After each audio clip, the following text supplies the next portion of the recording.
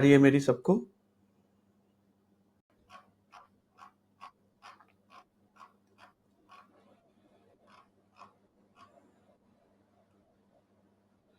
Am I audible, everybody?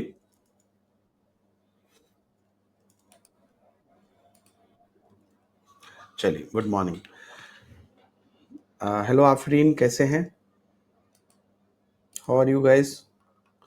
वर्षा, राहुल। तो आज हमारा नया यूनिट स्टार्ट हो रहा है और 5 यूनिट है टोटल आपके सिलेबस में, और हमारा ये 4th यूनिट स्टार्ट हो रहा है। जो स्कूल ऑर्गेनाइजेशन एंड लीडरशिप वाला है वो यूनिट आपका स्टार्ट हो रहा है। तो सिलेबस है सबके पास। कल वाला क्लास हो गया था, मेंटल हेल्थ का जो लास्ट क्लास था। आप कैसी हैं सर? मैं अच्छी हूं मैम।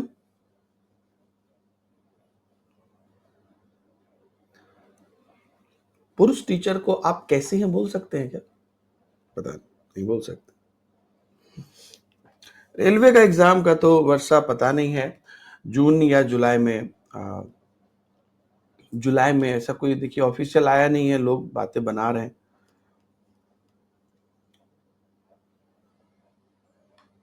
सर कल मैं आपको रेलवे के अंदर सीटेट की भी कुछ प्रश्न आ गया क्या? हाँ, आप ही पूछ रहे थे क्या सर? मैं कल आपको रेलवे के अंदर सीटेट की भी कुछ क्वेश्चन आएगा क्या? अच्छा, नहीं सीटेट का रेलवे से।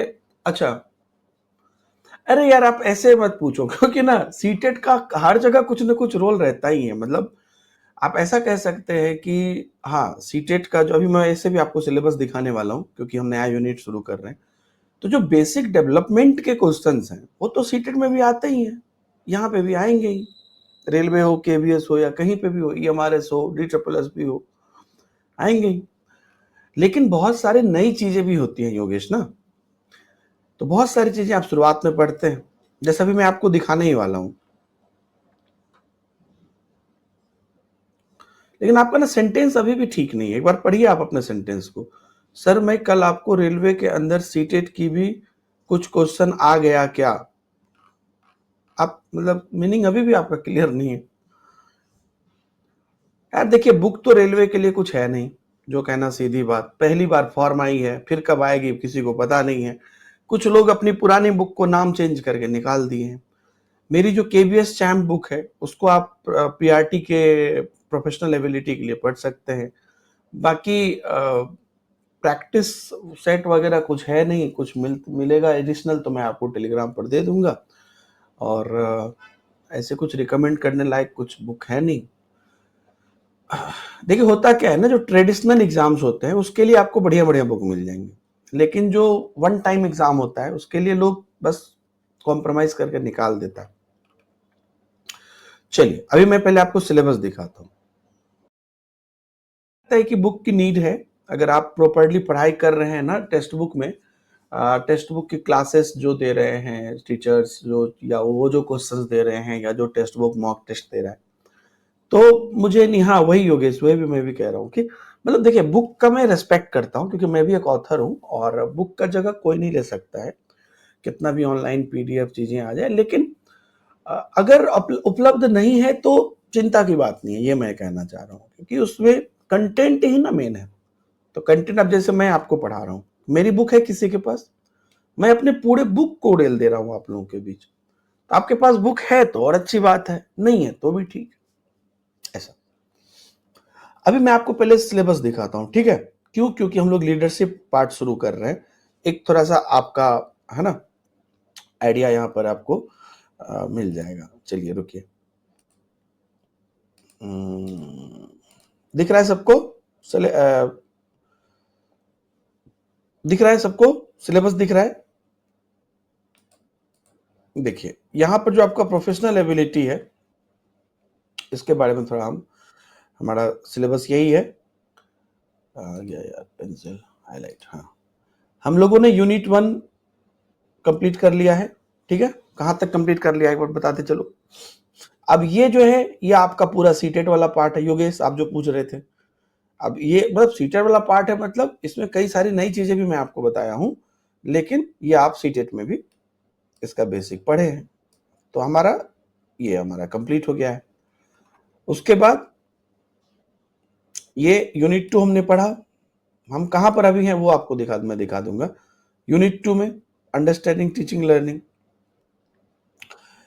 इसमें भी आपको कई सारी चीजें पहले से पढ़ी हुई होंगी। ये पूरा यूनिट 2 आपने जो पढ़ा है, जिसके अंदर प्लानिंग, ऑर्गेनाइजेशन, सिलेबस, करिकुलम इत्यादि तक आप लोगों ने देखा था।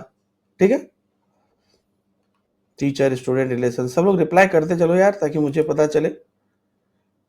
यस और नो कुछ तो लिखो। सिलेबस दिख रहा है आपको? मैं भूख रहा हूं, आप लोग कुछ बोल नहीं रहे हो। ये वाला पूरा पार्ट, आईसीटी वाला पूरा पार्ट पढ़ा। मैंने स्क्रीन शेयर किया है, आप बताओगे तो मुझे पता चलेगा कि स्क्रीन दिख रहा है कि नहीं आपको।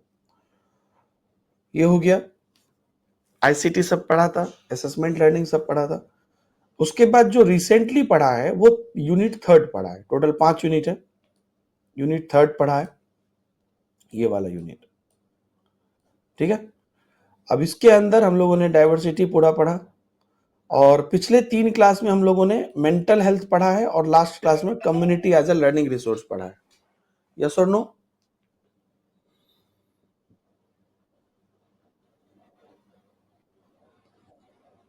बताओ।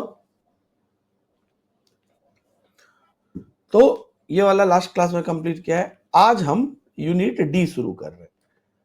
हमारा यूनिट डी होगा, फिर उसके बाद लास्ट यूनिट बचेगा मेरा यूनिट ई। तो अभी चलेगा वैसे, यूनिट डी अभी हमारा शुरू हो रहा है। समझ में आ गया सबको? तो हम लोगों का 5 यूनिट है, जिसके अंतर्गत की हम लोगों ने पहला यूनिट किया है ग्रोथ डेवलपमेंट ये सब का। उसके बाद अंडरस्टैंडिंग टीचिंग लर्निंग का, टीचर लर्नर करिकुलम ये सब चीज किया है। Unit plan, lesson plan, experiential learning, ICT और बाकी चीजें। फिर यूनिट 3 किया है मेंटल हेल्थ या इंक्लूजन, इंक्लूसिव एजुकेशन, ये सब कम्युनिटी वाला।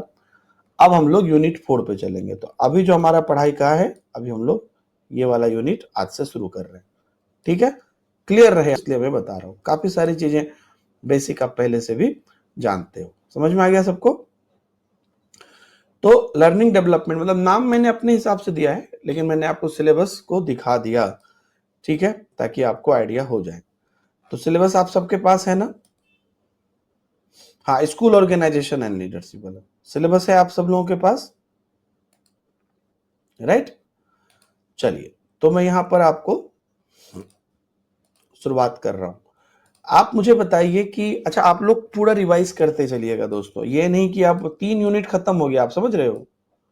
3 यूनिट पूरा खत्म हो गया। अब 3 यूनिट पूरा खत्म होने का मतलब है कि आपका 70% पार्ट खत्म हो गया। तो 70% पार्ट जब आपका खत्म हुआ है, तो वो आपका प्रिपेयर भी होना चाहिए, है ना? कॉपी में नोट कर लियो। सो स्वीट ऑफ यू यार, क्यों नहीं है आपने इन्वेटर? टेलीग्राम पर भेज दिया है, आज लिख लेना उसको, कॉपी में नोट कर लेना, सबसे बढ़िया। जो बुक है ना, जो मेरी नोटबुक है, उसमें नोट कर लेना। ये बड़ा ही बढ़िया आइडिया दिया बरसा ने। टेलीग्राम का लिंक दे दिया है, टेलीग्राम पे अभी फिर से भेज दिया हूं मैं सिलेबस। खैर, let's not plan now. Planning में ज्यादा टाइम नहीं देना है, हो गया, समझ गए आप लोग? मैं बार बार इसलिए दिखा रहा हूं कि बेटा इतना परसेंटेज सिलेबस कंप्लीट हो गया हमारा, और कंप्लीट ही नहीं हुआ है, बहुत बढ़िया से हमने कोशिश की है। तो वो आपका भी अपना रिवीजन चलते रहना चाहिए। आपका तब तक कंप्लीट नहीं होगा जब तक एग्जाम नहीं हो जाता। ठीक है, तो मेरी तो बैच खत्म हो जाएगी, लेकिन आपको तब तक उसमें जुड़े रहना है जब तक आपका एग्जाम नहीं हो जाता। एक्सेस आपको रहेगा। लीडरशिप कितना जरूरी है? एनीबॉडी? लीडरशिप जरूरी है, और क्यों आपको पढ़ाया जा रहा है? ये सब पूरा नया टॉपिक है। योगेश पूछ रहे थे ना सीटेट वाला, तो जो पार्ट 1 और पार्ट 2 और इवन पार्ट 3 का जो इंक्लूसिव एजुकेशन सब था, वो सब आपको सीटेट उटेट में भी थोड़ा बहुत आपको मिला है, यहाँ पे ज्यादा डीप में। लेकिन ये वाला चीज आपको मोस्टली नया ही मिलेगा। लीडरशिप डेवलपमेंट जरूरी है। लीडरशिप क्यों जरूरी है? तो जो हमारे सिलेबस का जो शुरुआती दौर है, उसमें अगर आप देखिएगा तो उसमें क्या था कि किस तरीके से हम लोग लीडरशिप की स्टार्टिंग क्या समझते हैं, लीडरशिप को कैसे क्या है। So leaders as a nominees, team builder, kick off artist, coach and mentors. So चिंतनशील व्यवसायी, टीम निर्माता, आरंभकर्ता, प्रशिक्षक और संरक्षक के रूप में नेता। एक बात, आज के क्लास से ट्रांजिशन होगा।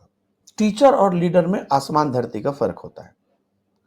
टीचर से पढ़ाई से रिलेटेड बात की जाती है, और अगर आप स्कूल के लीडर हैं तो आपसे व्यवस्था की बात की जाएगी। एक गलती जो आप लोग करते हो, और जब मैं अभी जब टाइप क्लास वाइज प्रैक्टिस जो होगी तो उससे आपको वो सुधारनी है। लीडर का काम पढ़ाना नहीं होता है, ठीक है। लीडर का काम मैनेज करना होता है, ठीक है। तो आज से जो आपकी सोच होनी चाहिए इस टॉपिक पे, ये नहीं कि अच्छा बच्चे को समझना है, नहीं, लीडर का काम बाकी सभी टीचर्स को भी ध्यान रखना होता है, समझ रहे हो ना। तो थोड़ा सा अभी से लीडर्स की टॉपिक जब भी पढ़ोगे या क्वेश्चन में जब भी 10 बजे आते हो आप लोग क्वेश्चन करते हो, तो लीडर्स का जैसे ही क्वेश्चन है ना कि लीडर है, नेता है, प्रबंधक है, ऐसे कुछ भी, तो उसका जिम्मेदारी पूरे विद्यालय का है। वो सिर्फ मतलब पढ़ाने के लिए या बच्चों को देखने के लिए नहीं, और पढ़ाने का तो मेन उसका टारगेट है ही नहीं। हाँ, यहाँ पर मेन आप कंप्लीट मतलब बाकी टीचर आपसे खुश है कि नहीं, समस्या कम्युनिटी कल हम लोग पढ़ रहे थे, कम्युनिटी आपसे खुश है कि नहीं। So teaching is not a static profession, but it's a subject to change influenced by gradual learning pressure of global economic and social pressure. This means that these films need to be constantly updated and developed for teaching. It is essential for the stall to the capable of change. कह रहे कि अध्यापन कोई स्थायी व्यवसाय नहीं, यानी कि ऐसा नहीं है कि दीपक हिमांशु एक बार पढ़ाई कर लिया अब कोई ये नहीं। पिछली बार जब आपको मैं बताऊं केवीएस आया था, तो सेम सिलेबस रेलवे में भी है, लेकिन जब पिछली बार केवीएस में वो सिलेबस अपडेट हुआ था तो उससे पहले केवीएस की बैचेस सब शुरू हो गई थी। एनईपी सब पहले वाले में नहीं था, सबको था सिलेबस तो चेंज होगा। खैर अब तो सारी चीजें ऐड हो गई तो अब कुछ चेंज नहीं होगा, लेकिन फिर भी अगर होता भी है तो देखिए कैसे हमारा माइंड था। मैं ये 2021-22 की बात है, मैं किसी प्लेटफॉर्म पे पढ़ाता था, हमारी बैचेज वगैरह स्टार्ट हो गई थी। दोस्तों शाम के टाइम केबीएस का सिलेबस हम लोग को नया वाला मिला, रातों रात मैंने उस नए सिलेबस के आधार पर पूरा क्या हो सकता है तो पूरा बदल दिया। पहले केबीएस में रोल बहुत कम था, रेलवे में भी बहुत, रेलवे तो एक ही बार एग्जाम हुआ है तो बहुत कम रोल था इस सब्जेक्ट का, अब उसको हाई लेवल पे कर दिया। तो वो जो सिलेबस में बदलाव हुआ, अभी लीडरशिप सब कंप्लीटली नए टॉपिक थे, तो उस पूरे सिलेबस को हमने समझा, चेंज किया अपने हिसाब से, फिर अपनी बुक भी आई, फिर उसके बाद उसको जब पढ़ाने लगा तो उसमें कितना इम्प्रोवाइज कर दूं। तो कहने का मतलब है कि शिक्षण कोई स्थिर काम नहीं है कि एक बार कर लिया तो है। समय के साथ आपको अपग्रेड होना पड़ेगा, और मैं आपको हर चीज में कहता हूं, परिवार में भी कई बार लाइफ लेसन मिल जाते हैं चीजों से, परिवार में भी आपको हमेशा अपग्रेड होना पड़ेगा। कहते हैं ना जो अल्टरनेटिव कंसेप्शन या मिसकंसेप्शन होता है, ये सब चीज को भी आपको एटलीस्ट समझना पड़ेगा कि क्या है ना। अब जैसे कि मैं आपको बताता हूं, मेरे पिताजी है, तो बचपन से हमारे यहाँ था कि भाई सब क्लीन सेव रखेगा, कोई भी अच्छा फंक्शन होगा क्लीन सेव रखेगा। आजकल के जनरेशन में क्या है कि क्लीन सेव अगर आप पूरा कर लीजिए तो अभी के जनरेशन के हिसाब से आप छिला हुआ अंडा लगते हैं। तो हम लोग हल्के हल्के दाढ़ी रखते हैं, तो माँ डांटते रहती है मुझे हमेशा। तो पापा कहते हैं कि उस टाइम वो चलता था तो वो रहता था, अभी बच्चा हमारा अभी ये चलता है, इन लोगों को यही रखने में मजा आता है, इसी में ये स्मार्ट दिखता है, ऐसा इसको लगता है तो रखने दीजिए। कहने का मतलब क्या है कि कोई किसी की हानि नहीं कर रहा है ना, समझ रहे हैं। तो इस प्रकार के अल्टरनेटिव कंसेप्शन को उन्होंने एक्सेप्ट किया।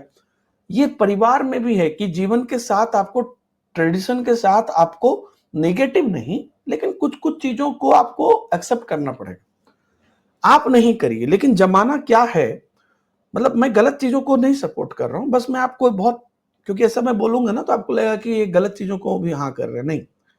आप कुछ चीजें अगर चेंज हो रही है जनरेशन के हिसाब से, तो वो अब कंप्यूटर पे बच्चा पढ़ता है तो ये आपको एक्सेप्ट करना पड़ेगा, कंप्यूटर पे पढ़ता है। तो इसलिए आपको प्रौद्योगिकी, बदलते ज्ञान, वैदिक अर्थशास्त्र के दबाव, सामाजिक दबाव से प्रभावित होकर आप बदलते रह रहे हैं ना।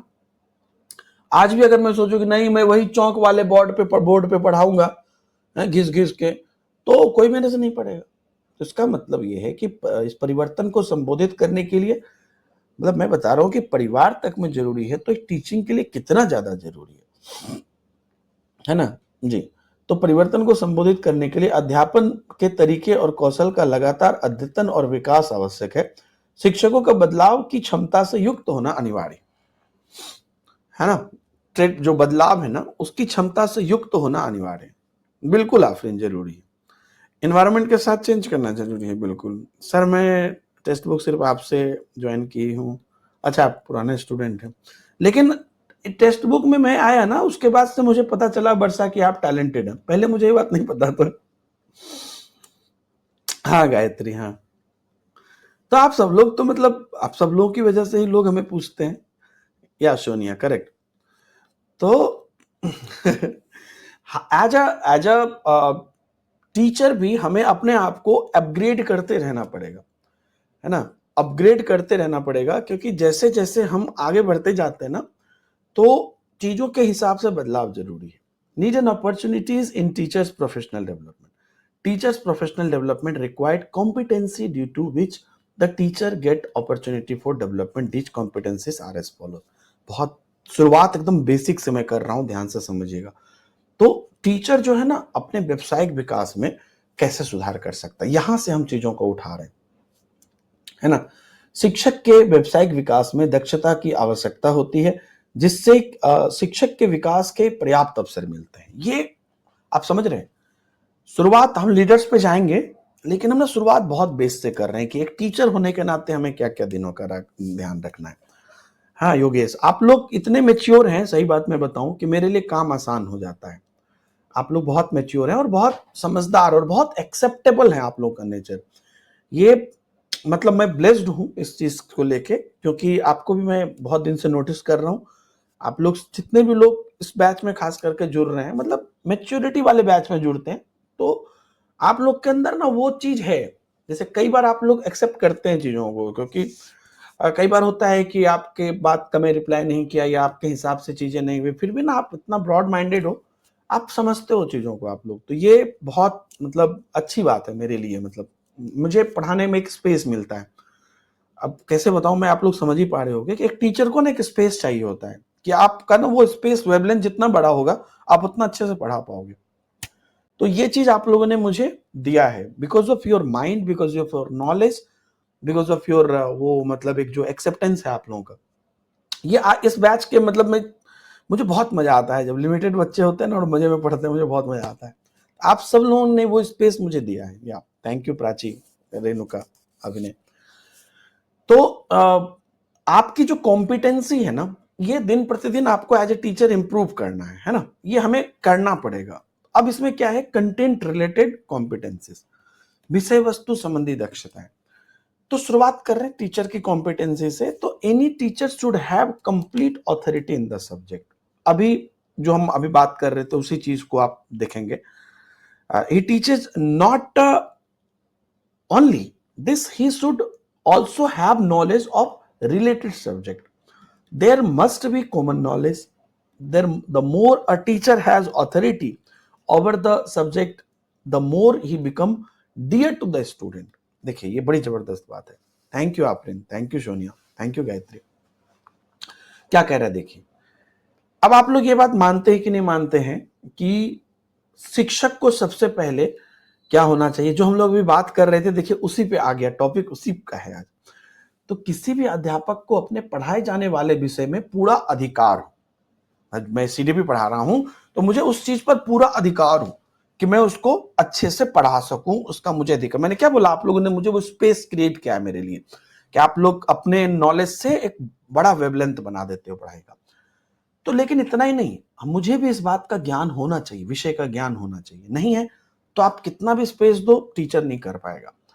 सामान्य ज्ञान तो होना ही चाहिए, जो जनरल चीज है वो होना ही चाहिए। Thank you mister D. अध्यापक जितना ही विषय पर अधिकार रखता हो, वह छात्र के लिए उतना प्रिय बन जाता है। तो अल्टीमेटली क्या है, आपके पास अधिकार तो है, बट आप उस अधिकार का प्रयोग कैसे करते हो। मेरे पास अधिकार है कि मैं इतने बड़े प्लेटफॉर्म पर इतने सारे बच्चों को पढ़ा रहा हूं, लेकिन मैं उस अधिकार का प्रयोग कैसे कर रहा हूं, ये बहुत बड़ी चीज है। समझ रहे हैं। अब जैसे कि कहते हैं ना कि सब लोग कपड़े पहनते हैं, कहती है लेकिन वो ना कपड़े को कैरी बहुत अच्छा करता है, बोलते हैं ये बार बहुत अच्छे से अपने आप को मेंटेन करके रखता है या रखती है, बहुत अच्छे से अपने आप को कैरी करते हैं, लोग बोलते हैं ना।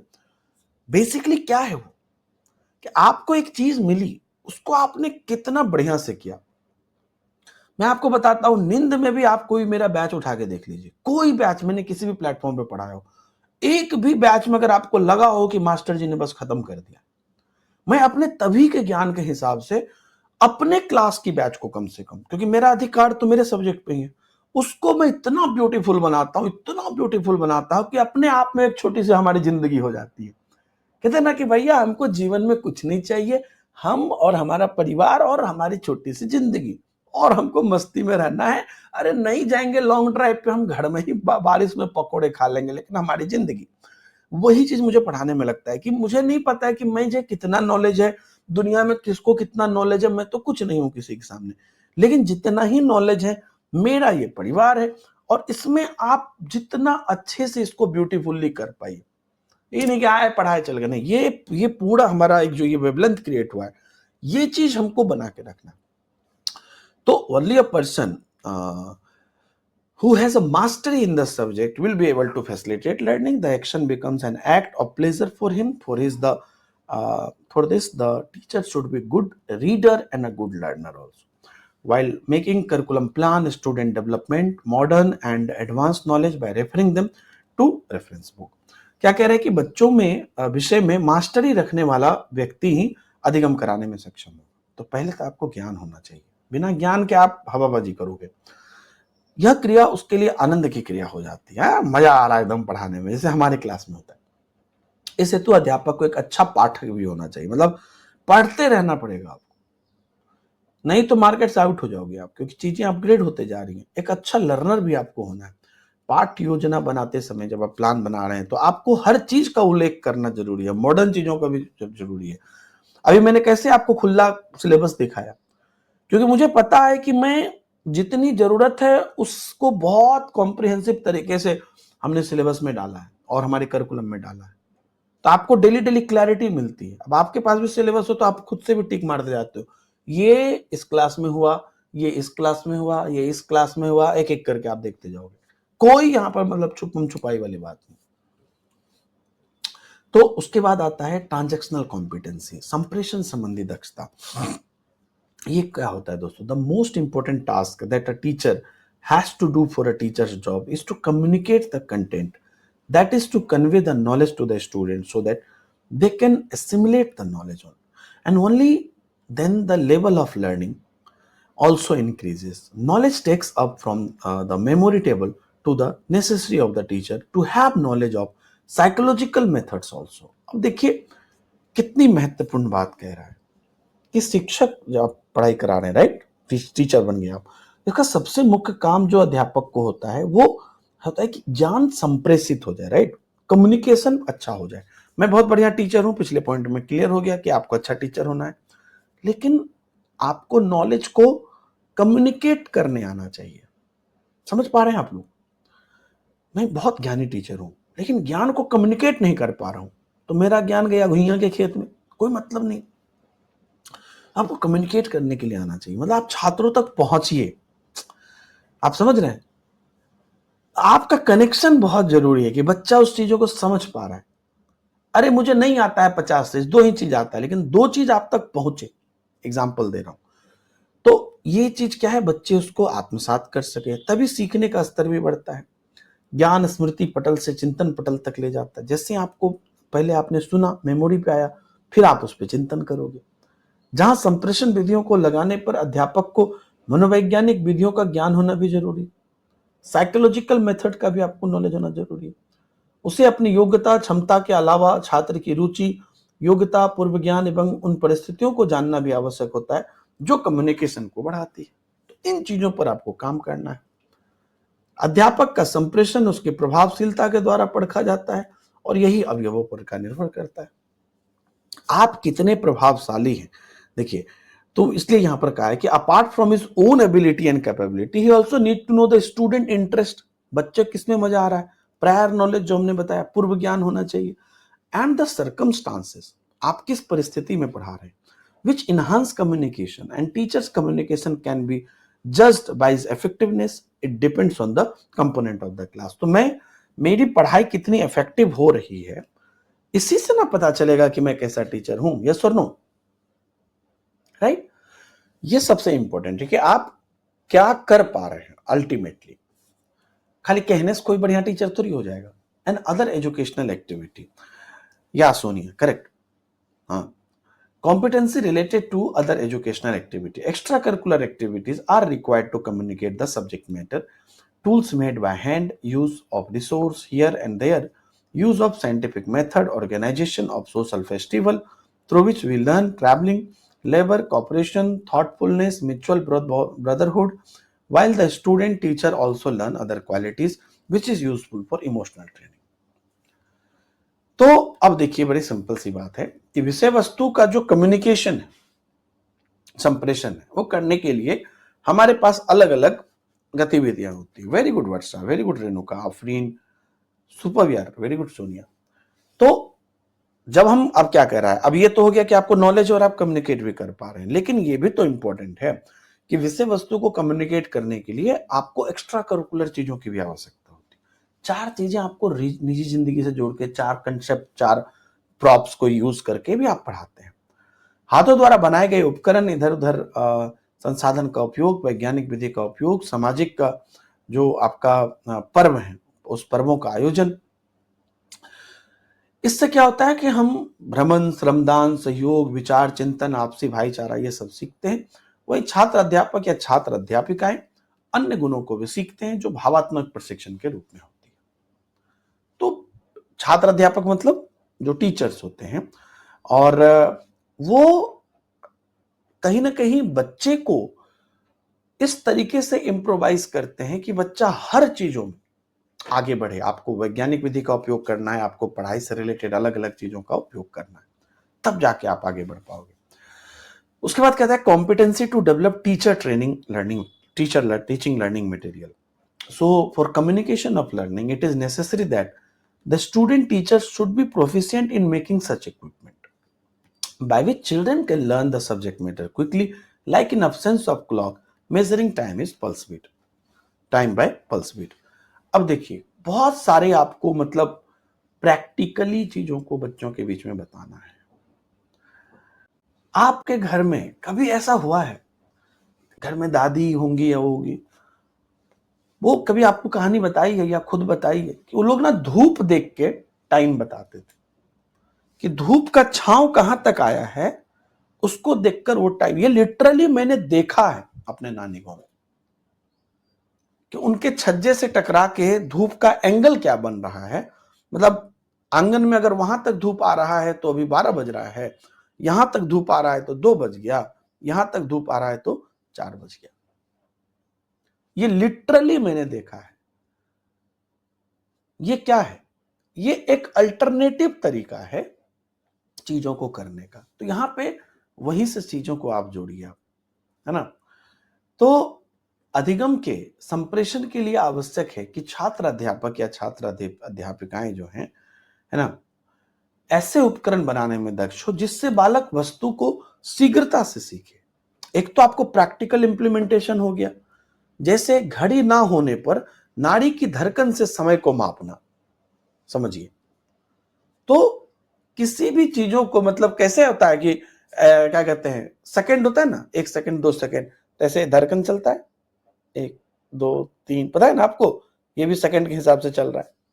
1 सेकंड में इतनी बार धड़कता है, तो इतनी बार धड़क गई तो 1 मिनट हो गई, है ना। तो इसलिए ये सब प्रैक्टिकल इंप्लीमेंटेशंस आपको पता होने चाहिए। उसके बाद है contextual competency while teaching all subject but specially subject like science it is necessary to acquire contextual competency to clarify the basic concept. Teacher education is related to the society whose job is to establish the higher value of the society, hence the value of the society। तो सभी विषय वस्तु जो है विषय, परंतु विशेष रूप से विज्ञान जैसे विषयों को पढ़ाते समय मूलभूत या आधारभूत प्रत्यक्ष स्पष्ट करने हेतु संदर्भगत दक्षता प्राप्त करना आवश्यक है। अध्यापकीय जो है शिक्षा समाज से संबंधित होती है, जिसका काम समाज के उच्चतर मूल्यों को स्थापित करना होता है। तो आप ना कॉन्टेक्चुअल भी पढ़ाइए। अब जैसे मैं पढ़ा रहा हूं, तो पढ़ाने के चक्कर में मैं हमेशा इस बात का ध्यान रखूं कि कभी भी हम इस प्रकार की चीजें ना पढ़ा दें बच्चे को जो बच्चों के लिए गलत हो जाए या समाज की दृष्टि से गलत हो जाए, है ना। ऐसी चीजें हम कभी भी बच्चे को ना पढ़ाएं, और आधारभूत तरीके से, बेसिक तरीके से हो, जिसका काम समाज के हाई मूल्यों को स्थापित करना है, मतलब समाज की जो हमारी एथिक्स है उसको स्थापित करें। जैसे कई बार मैं देखता हूं लोग जोक करते हैं, लेकिन जोक इस प्रकार का कर देते हैं कि वो समाज के वैल्यू को खत्म कर देता है। एबिलिटी टू एक्सप्लेन कंसेप्ट, इसलिए क्या कह रहे हैं कि it is necessary for a teacher to have the ability to explain complex concept in a simpler manner. To clarify the concept related to the running rocket and missile, start with Newton's third law of motion from the sky arrows fired during Diwali, while children release in the form of firecracker, and explain the principle of operation of the rocket. तो अध्यापक के लिए आवश्यक है कि उनमें जटिल संकल्पना को सरल ढंग से व्याप्त करने, मतलब कितने भी मुश्किल चीज हो आप उसको आराम से बताइए, मतलब इजी करके बताइए, है ना। भारी करके बताने से कोई अच्छी बात नहीं। और अब ये चीज लोग समझते भी हैं। शुरुआत में, आज से 8-9 साल पहले की बात है, जब मैं हमेशा से कोशिश किया हूं सरल तरीके से पढ़ाने का, तो बच्चे के गार्जियन लोगों ने, मतलब आप लोगों के गार्जियन लोग जो है ना, उस समय के जो गार्जियन थे उन्होंने बोल दिया क्या ये मास्टर थोड़ी है। एक तो दिखने में मैं उतना ये नहीं लगता था, उम्रदार नहीं लगता था। दूसरा कि मैं पढ़ा रहा हूं जैसे बातचीत चल रहा है वैसे पढ़ा रहा हूं। तो ना वो बड़ा ये हो गए थे कि ऐसे मास्टर थोड़ी होता है, यही तो ऐसे जिसे लग रहा है बात कर रहे हैं। तो क्योंकि उस समय पर टीचर का एक अलग औड़ा होता था। नमस्कार दोस्तों, मैं दीपक हिमांशु। आज हम लोग पढ़ने वाले हैं लीडरशिप एंड डेवलपमेंट। तो चलिए, मतलब बहुत ही मोनोटोनस और बहुत ही गंभीर थी वो चीज। तो अब ये प्रैक्टिकल हो गया है, अब लोग इसको एक्सेप्ट करना, और यही चीज है, यही इसी को चाइल्ड सेंट्रिक तो बोलते हैं। सो क्या है कि आपको यह आवश्यकता है कि जटिल संकल्पना को आप सरल करके बताइए। रॉकेट एवं मिसाइल चलाने संबंधी संकल्पना अगर आप बताना चाहते हैं, सिंप्लीफाई करिए। दिवाली के रॉकेट में भी तो वही कंसेप्ट होता है, हैं? अब वहां से देखिए, न्यूटन की गति भी बता सकते हैं कि प्रत्येक क्रिया के बराबर और विपरीत प्रतिक्रिया होती है ना। तो हमें वो कॉम्प्लेक्स नहीं ले जाना है। और ये अब ये आप भी अपने दिमाग से हटा दीजिए, कोई कॉम्प्लेक्स बना के पढ़ा रहा है तो वो उतना नॉलेजेबल नहीं है, उतना डेप्थ नहीं है उसको, वो इजी नहीं कर पा रहा है। इजी बना के पढ़ा रहा है। इजी बना के पढ़ाना बहुत, मतलब मुश्किल है। एक बार ना एक एक्टर से पूछा गया था, पंकज त्रिपाठी थे या नवाजुद्दीन सिद्दीकी के, कि आप तो नेचुरल एक्टिंग करते हैं। बोला भाई साहब 50 कैमरा लगा रहे और आपको बोले नेचुरल करने के लिए, तो नेचुरल रहना बहुत बड़ी बात है, समझो बात। बड़ी बड़ी चीजों को नेचुरल तरीके से पढ़ा देना बहुत बड़ी बात। इसके लिए बहुत स्वाध्याय लगता है, बहुत मेहनत लगती है। तो ये ना सोचे कि इजी पढ़ाना बहुत मुश्किल है। कॉम्प्लेक्स पढ़ा देना कि आया बड़ा बड़ा बात बोल के निकल गए, बहुत आसान है वो।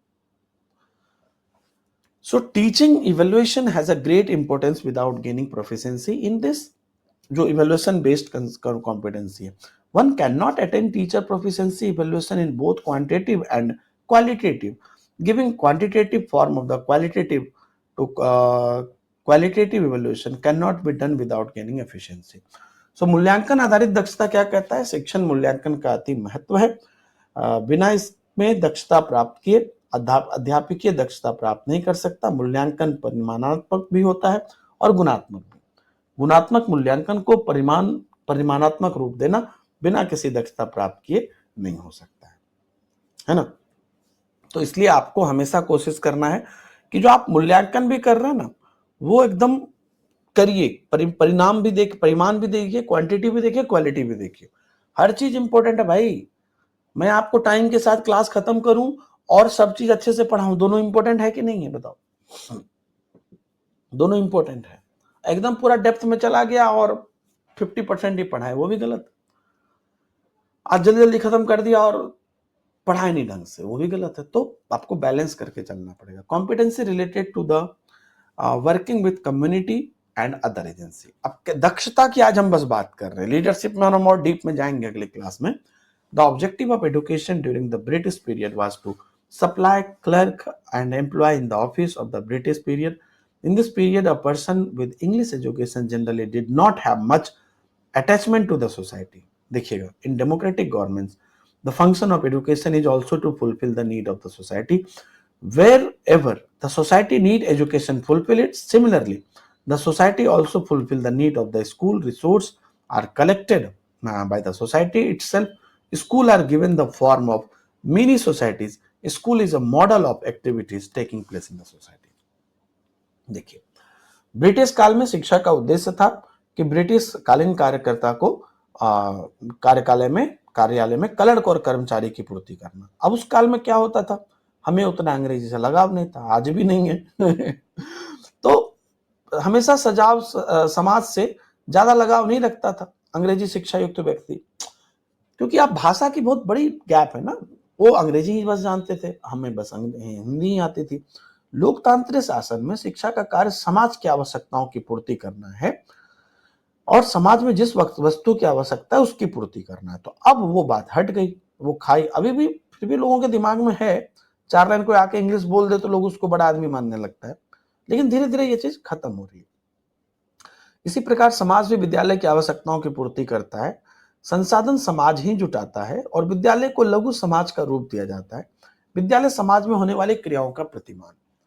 तो समाज की जो प्रैक्टिकल चीजें वो लेकिन देखिए, मैं क्या कह रहा हूं, मुझे किसी भाषा से भी प्रॉब्लम नहीं, मैं खुद बहुत अच्छी इंग्लिश बोलता हूं और कई बार बातों बातों में वर्ड्स इंग्लिश में आते हैं, नॉर्मल सी चीज है। मैं कह रहा हूं कि आप चीजों को जरूर सीखिए, नई नई चीजों को सीखिए, लेकिन ना वो जो खाई बना देते हो ना कि अरे यार इंग्लिश, अरे यार हिंदी, ये बेवकूफी है। मैं 8-10 साल आईटी में काम किया हूं, 3-4 साल अब्रॉड में काम किया हूं, जहां शायद 6-6 महीना तक मैं मतलब घर पे अगर 2 मिनट बात किया हिंदी में तो बात किया, नहीं तो पूरा दिन मेरी इंग्लिश ही चलती थी।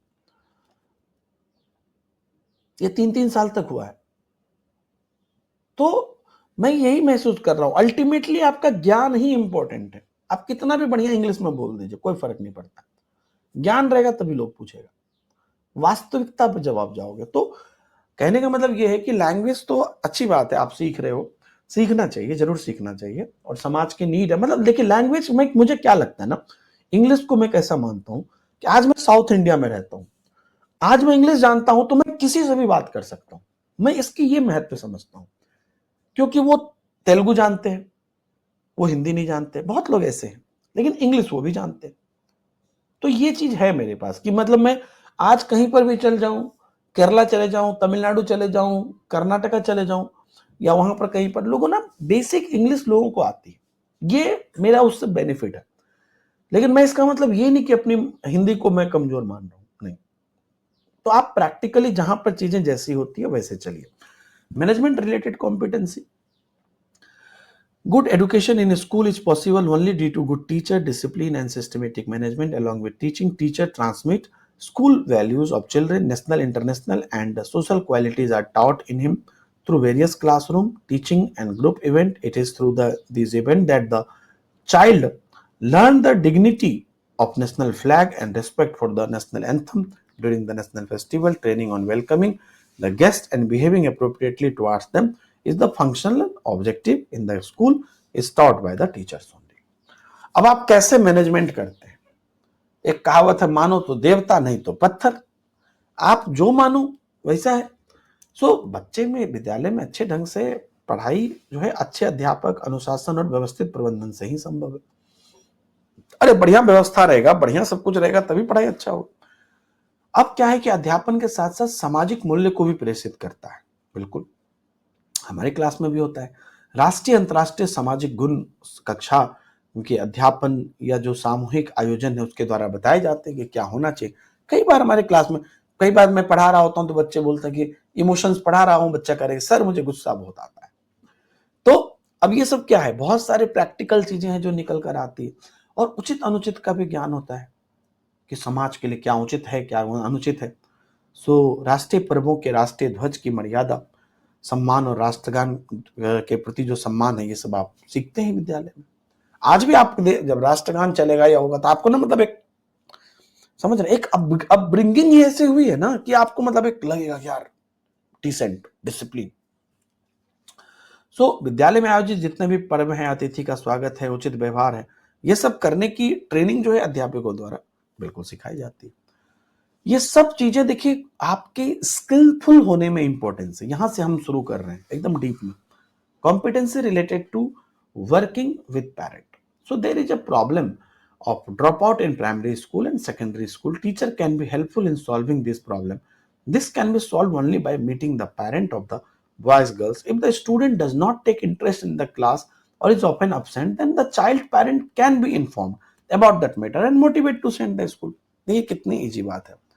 प्राथमिक विद्यालय और माध्यमिक विद्यालय में है ना, बच्चा बीच में पढ़ाई छोड़ देता है, कोई बड़ी बात नहीं, हम लोग जानते हैं, छोड़ तो देता है। तो हमें क्या करना है कि अध्यापक को इस समस्या को सुलझाने में सहायता कर सकते हैं अध्यापकगण। अब कैसे करेंगे? अब वो केवल बालक बालिका के जो माता पिता है उसी से मिलकर, पालक मतलब माता पिता, उन्हीं से मिलकर हल किया जा सकता है। बच्चा रुचि नहीं ले रहा है, अनुपस्थित नहीं ले रहा है, तो एक बार आप गार्जियन से बात करिए कि वो उनको मोटिवेट करे स्कूल भेजने के लिए। उसके बाद है commitment to the learner. Learning for student usually happen in school. A child learn when the subject of learning is interesting and definite objective for the future life are achieved, and the method of the teacher should be such that the children can learn as much as possible in the minimum age without any fatigue. Therefore, it is the responsibility of the teacher in some form or in other to provide learning to the child. अब हमारी commitment भी तो चाहिए कि छात्र के सीखने का कार्य प्रत्येक प्राय विद्यालय में होता है। बालक सीखता है तब सीखने का जो मतलब इंटरेस्टिंग होगा, तभी तो आपको क्लास में मजा आएगा, यस और नो। तो भावी जीवन के लिए इंटरेस्टिंग, रुचिकर और निश्चित उद्देश्य की पूर्ति होती है, और सिखाने वाले की विधि इस प्रकार हो कि बालक बिना किसी थकावट के कम समय में सीख ले। कल भी एक क्वेश्चन कहा था कि थकावट कब होती है? जब आपको मजा नहीं आता है, उस वजह से भी थकावट होती है। तो जब मेंटल थकावट होती है, आप कुछ इंटरेस्टिंग चीज कराओ। कल ही क्वेश्चन कराया था ये यूट्यूब पे। सो अतः अध्यापक का इस किसी न किसी रूप में उसका दायित्व होता है कि वो बच्चे को अधिगम प्राप्त कराए, अच्छे से कराए।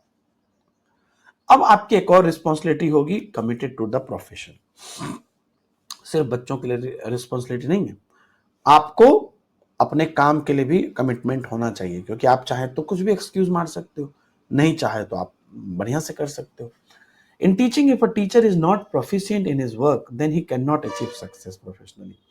So for this, he should feel pride for this work, for his work, and he is national builder.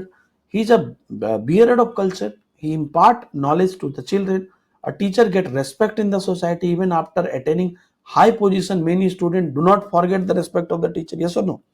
Due to this ideal behavior, character, morally, and excellent quality, the teacher remain in the heart of the student through his life. A person engaged in the teaching profession also get other benefits. तो आपको ये बहुत बड़ी जिम्मेदारी है, क्योंकि आप जब रोड पे चलोगे, आपके स्टूडेंट आएंगे, तो आप वो आईएएस ऑफिसर क्यों ना बन जाए, वो कभी नहीं खत्म होता है रेस्पेक्ट। तो आपको अपने काम में दक्ष होना ही है, और साथ ही साथ कमिटेड भी होना है उसके लिए, है ना। आपके काम के लिए आपको गर्व का अनुभव हो, ये निगाह रहे यार बन गए मास्टर, जैसे तैसे काम कर लो यार, सैलरी तो आ ही जाती है। नहीं, आप राष्ट्र निर्माता है, संस्कृति को एक जगह से, एक जनरेशन से दूसरे जनरेशन में डाल रहे हैं, बच्चों में ज्ञान संप्रेषित करते हैं। एक अध्यापक समाज में सम्मान प्राप्त करता है ना। बहुत सारे बच्चे ऐसे होते हैं जो टीचर को भूल नहीं पाते, अपने आदर्श व्यवहार, चरित्र, नैतिकता, उत्कृष्ट गुण इत्यादि में बसे रहते हैं। मैंने जो 2019-20 में बच्चे, छोटे छोटे बच्चे को पढ़ाया था, जो 12th करके आए थे, मतलब आप लोग के बैच के, अभी सारे शादी के कार्ड भेज रहे हैं। किसी का केबीएस में हो गया था, किसी का बीपीएससी में हो गया था, ज्यादातर का तो अभी बिहार में एग्जाम हुआ, उनका हो गया था, सारे शादी कार्ड भेज रहे हैं, सर मेरी लगन है, आ जाना। तो अच्छा लगता है, वो तो अभी एकदम 12th पास किए थे, तो अभी अच्छा लगता है देखकर। लिंग्विस्टिक कमिटमेंट, भाषाई प्रतिबद्धता। One quality that a teacher must have is linguistic knowledge and soft spokenness. A good teacher knows how to talk and to whom and at what time, place and situation. The rural area, many teachers work as a counselor of parent to parent who are head of families. In some cases, the teacher meeting acquire more importance. Then the Sarpanch Chopal, linguistic proficiency and the quality of expressions provide practically to social activity and leadership quality. So अध्यापक में एक गुण जो आवश्यक रूप से होना चाहिए वो यह है भाषाई ज्ञान और मृदु भाषिता, कि किस समय पर आपको किससे कैसे बात करनी है, इसका ज्ञान आपको अच्छे से होना चाहिए, है ना। और ग्रामीण क्षेत्रों में तो कई अध्यापक बच्चे के परिवार के मुखिया के रूप में, परामर्शदाता के रूप में काम करते हैं। कुछ मामलों में तो सरपंच की चौपाल से भी अधिक महत्व अध्यापक की बैठक को प्राप्त हो जाता है, कि मतलब टीचर सर जी आए हैं तो सर जी, हाँ मतलब बात हम सुनना है, हमें समझना है, बिल्कुल योगेश। और ये बहुत इंपॉर्टेंट है, इसलिए आपको बहुत समझना है कि आप बच्चों के साथ कैसे रहते हैं। आपके अंदर बोलने की तो कॉम्पिटेंसी होना ही चाहिए, मृदुभाषी होना चाहिए, अच्छा बोलना चाहिए और अभिव्यक्ति के गुण होने चाहिए। जो मैं कहना चाह रहा हूं वो कह पा रहा हूं कि नहीं कह पा रहा हूं, समझ रहे हैं। और ये सब सामाजिक क्रियाकलाप में आपको एक बहुत बेहतर, आपको आपकी जो उपस्थिति, आपका जो एंगेजमेंट है वो डालता है। Commitment on the basic values, ये बहुत important point. Nowadays, values and erodic in the social sector. Dirties like scam and bravery, dishonesty, sexual exploitation are spreading rapidly in our society. Honesty, integrity, service spirit, and punctuality are lacking in the common life. आजकल सामाजिक क्षेत्र में मूल्य का क्षरण हो रहा है। घोटाला, घुसखोरी, बेईमानी, यौन शोषण जैसी गंदगी फैल रहा है समाज में, और ये आ गया है हमारे एजुकेशन में भी। ईमानदारी, सत्यनिष्ठा, सेवा भाव, समयबद्धता, ये सब का अभाव है। लेकिन ना एज ए टीचर आपको ये बात समझना पड़ेगा। थोड़ी मैच्योर वाली बात है, हो सकता है आप थोड़े असहज हो जाएं, लेकिन मैं आप सब लोगों को चाहता हूं कि आप ओपनली मेरी इस बात को समझें कि एक कमिटमेंट आप लोग मुझे, पढ़ाई ज्ञान सबके साथ ये बात करो, अपने प्रोफेशन में कभी भी गंदगी नहीं लाओगे। मैं देख रहा हूं कितनी टीचर्स हैं जो, जिनके स्टूडेंट के साथ गलत रिलेशन है, मतलब मेल टीचर के फीमेल स्टूडेंट के साथ गलत रिलेशन है, फीमेल टीचर के मेल स्टूडेंट के साथ गलत रिलेशन है। ऑनलाइन एजुकेशन में भी ऐसा काफी देखने को मिलता है। देखिए मैं आपको सिंपल बात बताता हूँ, स्कूल की तो बात छोड़िए, बच्चे 10th-12th में होते हैं, टीचर का एज डिफरेंस फिर भी रहता है। अब यही की बात कर लीजिए, जो हम लोग, हम और आप हैं, मैं बहुत खुल के आपको बात बताता हूँ, अभी भी होता है। और जब मेरी शादी नहीं हुई थी तब बहुत ज्यादा होता था। बहुत सारे स्टूडेंट, फीमेल स्टूडेंट, कई बार पर्सनली मैसेज करके बहुत सारी चीजें मतलब लिखते थे। मैं आपको एक बात क्लियर कहता हूं, मैं आपको मना नहीं कर रहा हूं, आपकी अपनी लाइफ है, आपको कोई पसंद है नहीं पसंद है, लेकिन इन दोनों चीजों को आप अलग रखो। आप समझे बात। मेरी भी एज आपसे बहुत ज्यादा नहीं है, मतलब इससे बढ़िया एग्जाम्पल क्या हो सकता है। स्कूल के बच्चे तो फिर भी छोटे हैं यार, कितनी डेली डेली गंदी गंदी न्यूज आती है, आप समझ रहे हैं। तो कहीं ना कहीं आप ये क्लियर रखो, ये हमारा स्टूडेंट टीचर रिलेशनशिप है, ये स्टूडेंट टीचर रिलेशनशिप। आपकी उम्र के, मतलब आपकी उम्र क्या, मैं बूढ़ा थोड़ी हूं। आप, अब जो लड़कियां हैं आपकी उम्र के, हमारे बहुत दोस्त हैं, मेरी सालियां हैं, उनसे मैं अलग मजाक करता हूं, समझिए। या आपको कोई पसंद है, आप वो अलग चीज है, लेकिन ये दोनों चीज को आप मिलाओ नहीं। मैं, आप समझ रहे मेरी बात। मैं आपकी पर्सनल लाइफ में नहीं घुस रहा हूं, आपको कौन पसंद है नहीं पसंद है, आपको किसके साथ टाइम बिताना अच्छा लगता है, आपको क्या लगता है, किस तरफ आपका झुकाव है, it's all your personal life. लेकिन कभी भी इन दोनों चीजों को अलग रखना। आप चाहे कितने भी सुंदर हो, लेकिन आप मेरे स्टूडेंट हो, ठीक है। और आज मेरी शादी हो गई है, नहीं भी हुई रहती, हमारे बहुत सारे फ्रेंड्स भी थे, वो आप ही के एज के थे, लेकिन समझने की बात करो, वो दोनों चीजें अलग हैं। अब फ्रेंड्स हैं, फ्रेंड्स के साथ हम कई बार पार्टी वार्टी करते हैं, हंसी मजाक करते हैं, बहुत सारी चीजें बातचीत करते हैं, लेकिन ये जो एक बाउंड्री है ना, मतलब फ्रेंड, आप स्टूडेंट और टीचर फ्रेंड होता है, लेकिन ये फ्रेंडशिप अलग है, आप दोनों को मर्ज मत करो। समझ रहे हो बात। ये बहुत समाज में ये चीजें चल रहा था, ये मूल्यों के प्रति प्रतिबद्धता हमको जरूर होनी चाहिए। And teacher should indirectly convey this qualities to the children. जितनी भी चीजें अभी तक हमने आपको बताई, the most quality is punctuality. मतलब आप टीचर हैं, सबसे पहले पंक्चुअल हो जाइए, समय पर आइए, समय पर काम, अपने काम का महत्व समझिए, ठीक है। मैं रात में 3 बजे भी सोऊं किसी वजह से, या मुझे रात भर नींद भी नहीं भी आए, तो भी मेरी क्लास अगर 8 बजे है तो वो 8 बजकर 1 मिनट नहीं होगी, है ना. The teacher reach to this regular class regularly on time, only then will a student reach class on time. Training regardless values should be compulsorily given to teachers at both pre-service and in-service level. So हमेशा बच्चों में अप्रत्यक्ष रूप से इन गुणों को, बच्चे में आप सभी गुणों को संप्रेषित करिए. आप खुद समयबद्ध रहिए, नियमित रूप से स्कूल पहुंचिए, तभी बच्चे भी पहुंचेंगे.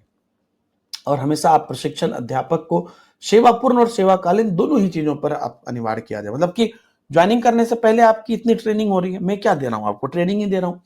फिर जब आप टीचर बन जाओगे उसके बाद भी आपको ट्रेनिंग मिलेगी शुरुआती में, फिर बीच बीच में भी ट्रेनिंग मिलेगी. ये सब चीजें जरूर होनी चाहिए. तो ये तो हमने अभी बस शुरुआत किया है हमारे चीजों को. आप सारे, बहुत सारे क्वेश्चन मैंने दिया है, इसको आप बनाने की कोशिश करिए. सारे होमवर्क है, अच्छे से करिए. हालांकि आज बस पहला क्लास है, कुछ ना भी बने तो परेशान मत होइएगा. बेसिक से अच्छे से करिए, तो आप अपने से सारा क्वेश्चन बनिएगा. ठीक है. Thank you very much. Bye bye. जय हिंद. बढ़िया से करिए. और जितना भी मैंने सिलेबस में दिखाया है सब कुछ, आप सिलेबस को अभी टेलीग्राम पर भेज दिया हूं. ठीक है. सिलेबस उसको प्रिंट कर लीजिए या लिख लीजिए कॉपी में. सबसे बढ़िया जो बरसाने का नोटबुक में पहले पन्ने में या समवेयर लिख लीजिए पीछे में, और हमेशा उसको देखते रहिए कि आपने कितना रिवीजन करना है. रिवीजन को भी आप वैसे ही लेके चलिए जैसे मैं क्लास लेके चलता हूं. ये कर लिया, अब ये बचा है. Thank you everyone. Bye bye. जय हिंद.